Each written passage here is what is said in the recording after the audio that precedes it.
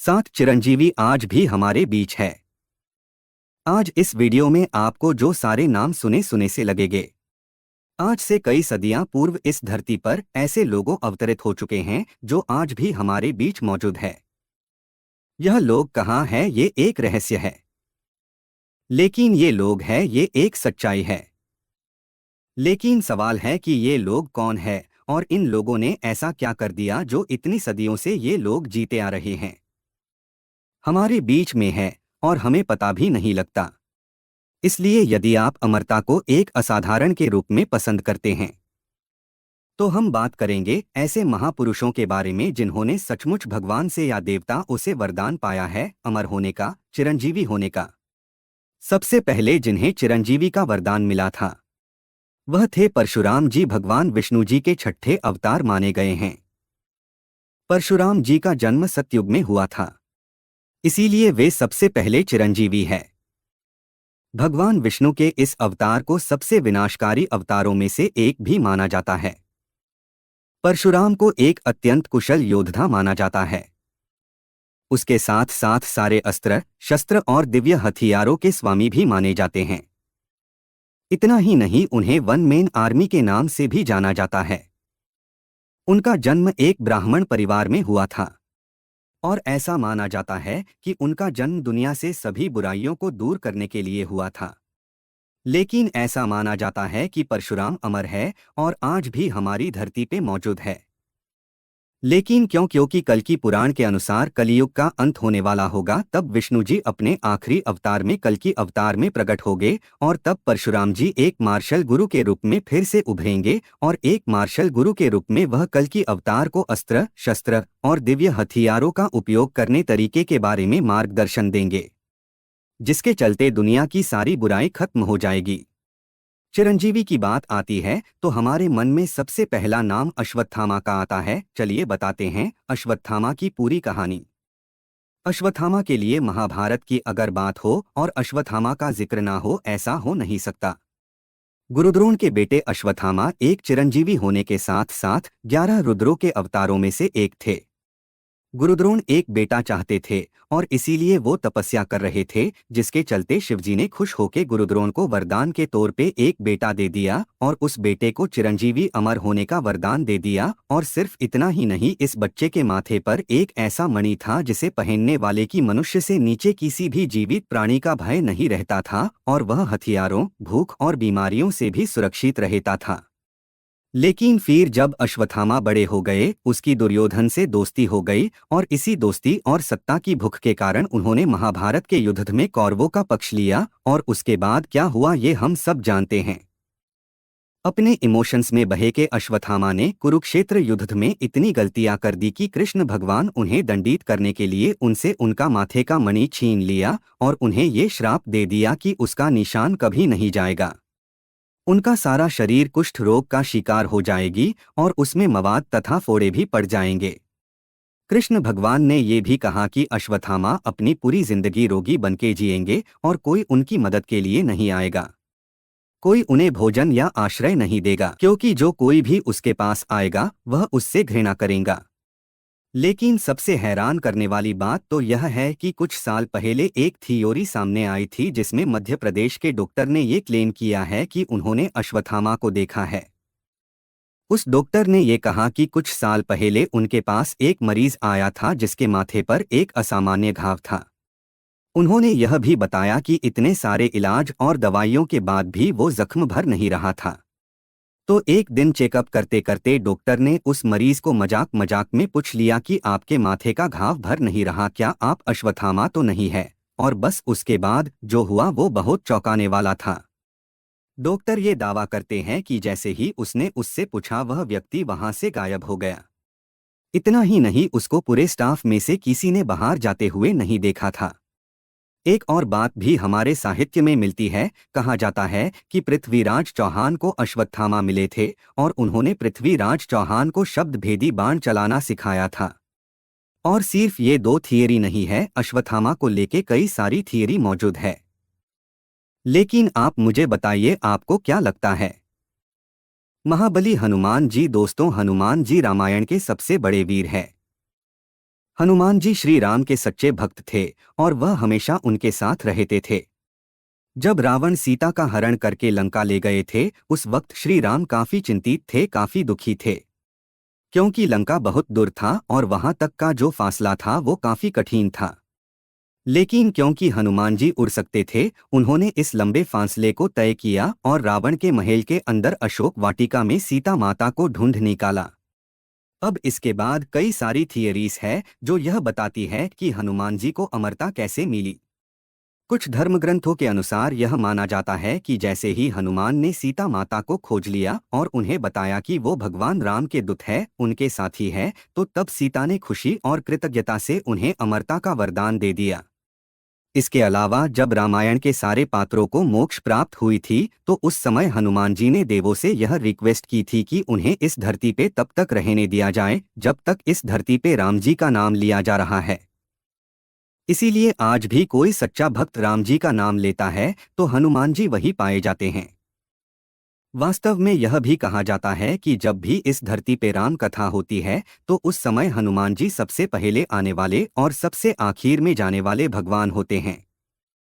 एक और थियरी है जो ये कहती है कि रावण को मार गिराने के बाद जब लोगों ने हनुमान जी से यह पूछा कि आप अपनी वफादारी राम प्रूव करें, तो उस समय हनुमान जी अपनी छाती चीर के सबको यह बताया कि उनके मन में, उनके हृदय में राम जी, सीता माता और लक्ष्मण जी बसते हैं।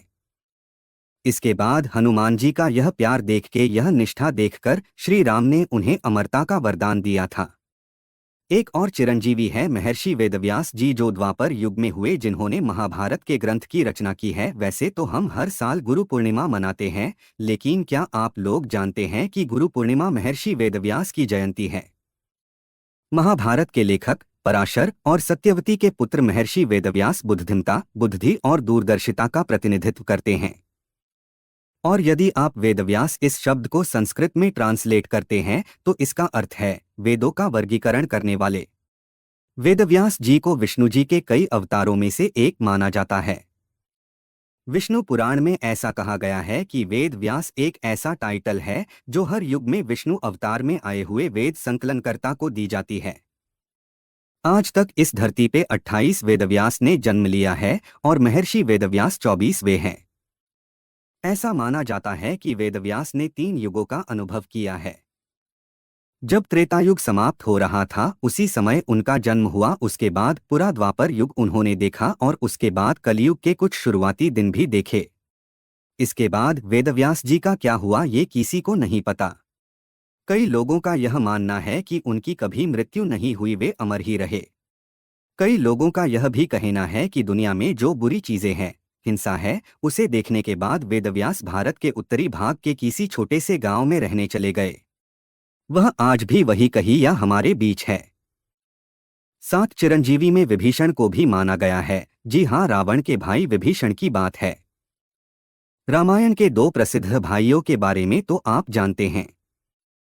नहीं, मैं राम और लक्ष्मण के बारे में बात नहीं कर रहा, मैं बात कर रहा हूँ रावण और विभीषण के बारे में। इन दोनों भाइयों पे जो कहावत मैंने बताई ना, वो एकदम जचती है। जहां पर एक भाई पावर, लालच, छल कपट की वजह से बर्बाद हो गया, वहीं दूसरा भाई अपनी अच्छाई और सच्चाई की वजह से अमर हो गया। विभीषण रावण का छोटा भाई था और जब रावण सीता माता को हरण करके लंका ले आया था तो वो विभीषण थे जिन्होंने सबसे पहले आवाज उठाई थी, इस कृत्य को अनैतिक बताया था। लेकिन रावण ने उसकी एक भी बात नहीं मानी। आखिरकार जब विभीषण को पता चला कि आखिरकार सच्चाई की जीत होने वाली है तो उन्होंने राम जी की मदद की। उन्होंने राम जी और वानर सेना के साथ मिलकर सीता माता को रावण के चंगुल से बचाया। उन्होंने साबित कर दिया कि आपके पास हमेशा सही निर्णय लेने का विकल्प होता है। ऐसा कहा जाता है कि जब ये सब खत्म हुआ तब विभीषण को लंका का राजा बनाया गया और उन्होंने अमरता का वरदान मिला ताकि वो लंका के लोगों को हमेशा वफादारी, सही आचरण और धर्म पर मार्गदर्शन कर सके। अब बात करते हैं एक और चिरंजीवी की जो एक असुर है, पाताल के राजा बलि की, जो कि बलि के नाम से जाने जाते हैं। एक असुर राजा है और हिंदू धर्म में जो 3 लोक माने जाते हैं, यानी त्रिलोक, जिसमें पाताल लोक के राजा भी बलि है। बलि को देखने के बाद इंद्र, जिन्हें देवों के राजा माना जाता है, उनके मन में बलि के लेकर अस्वस्थ अहंकार उत्पन्न हो गया, जिसके चलते वो विष्णु जी के पास गए और विष्णु जी से अनुरोध किया कि वो बलि को वश में करे। अन्य विकल्प न होने के पर विष्णु जी ने वामन अवतार लिया और वो बलि के पास गए और बलि के पास जाके विष्णु जी ने कहा कि उनके चरणों से ढकी हुई भूमि दे दो। अब वामन अवतार का आकार देखकर बलि ने तुरंत हाँ कह दिया, लेकिन वह कहते हैं ना कि किताब को उसके कवर से नहीं आंकना चाहिए। यहाँ पर भी वही हुआ। 3 चरणों के भीतर भगवान विष्णु के वामन अवतार ने 3 लोकों पर कब्जा कर लिया और उसके बाद बलि के पास आत्मसमर्पण करने के अलावा कोई विकल्प नहीं था। परंतु बलि के दिए वचन के अनुसार अभी भी एक पग बाकी था, तो विष्णु जी ने बलि से पूछा कि इस अंतिम चरण के साथ क्या करना है। उस समय बिना सोचे समझे बलि ने घुटने टेककर अपना सर सामने कर दिया। यह देखकर भगवान विष्णु इतने प्रसन्न हुए कि उन्होंने बलि को पाताल लोक में तो भेज दिया, लेकिन उसे अमर होने का वरदान भी दे दिया। वैसे तो वह हर साल एक दिन के लिए अपनी प्रजा से मिलने आते हैं और उस दिन को ओणम के रूप में मनाया जाता है। अब महाभारत काल से जीवित एक और चिरंजीवी की बात करें तो वह है कृपाचार्य, जिन्हें महाभारत के सबसे महत्वपूर्ण पात्रों में से एक है। और क्यों न हो, उन्होंने महाभारत के युवा राजकुमारों को युद्ध और उससे जुड़ी तकनीकें सिखाई थी। वे हस्तिनापुर की कुलगुरु माने गए हैं।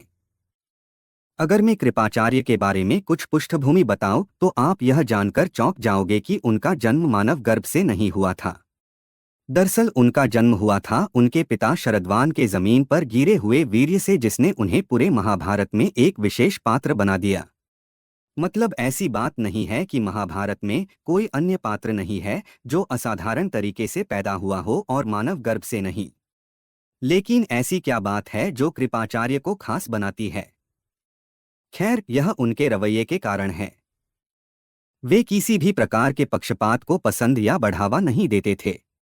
वह बहुत प्रतिष्ठित व्यक्ति थे। ऐसी कई कहानियां हैं जो बताती हैं कि कृपाचार्य को यह पता था कि कौरवों की तरफ से लड़े हुए युद्ध की आग व्यर्थ है, लेकिन फिर भी उन्होंने अपने कर्तव्यों को पूरा किया और महाभारत के इस युद्ध में उन्होंने कौरवों का पक्ष लिया, क्योंकि यह कौरव ही थे जिन्होंने कृपाचार्य को भोजन, आश्रय और सभी बुनियादी आवश्यकताओं के साथ पालन पोषण किया था।